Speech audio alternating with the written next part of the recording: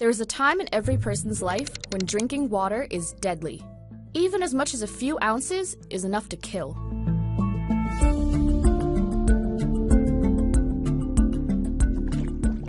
The average healthy adult is made up of 55 to 60% water.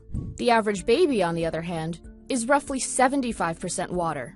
And that difference is why babies shouldn't drink water before they're at least 6 months old. Not from the tap, or a well, or a spring. Plain water is just plain off limits. You see, everyone's kidneys have a limit to how much water they can handle.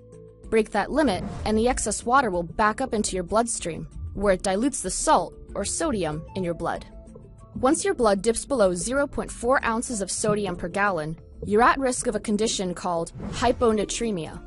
It happens when your cells try to return sodium levels to normal by absorbing the extra water, and swell up like a water balloon in the process, causing complications like confusion, vomiting, and muscle spasms. Hyponatremia is common in marathon runners who drink too much too fast during a race without also providing enough sodium to balance out their blood. And if you keep drinking, that excess water will eventually reach the cells in your brain. By this point, you have a dangerous case of water intoxication, which affects roughly 200,000 Americans each year. It occurs when your brain cells swell, which builds up pressure inside your skull that can lead to seizures, brain damage, and in severe cases, death. But don't worry, dying from water intoxication is extremely hard for a fully grown human. An adult would have to drink 2.5 to 5 gallons every few hours to reach that point. But for newborns, it's a different story.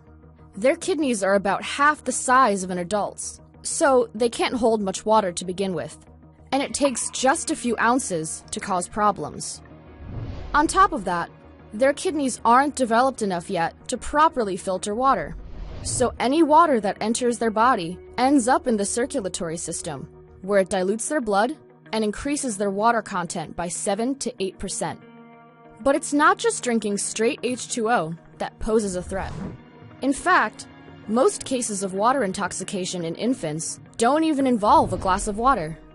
A common mistake is when people dilute baby formula too much by accident, or when parents dunk their infants up and down in a swimming pool, and in the process the infant gulps in too much water.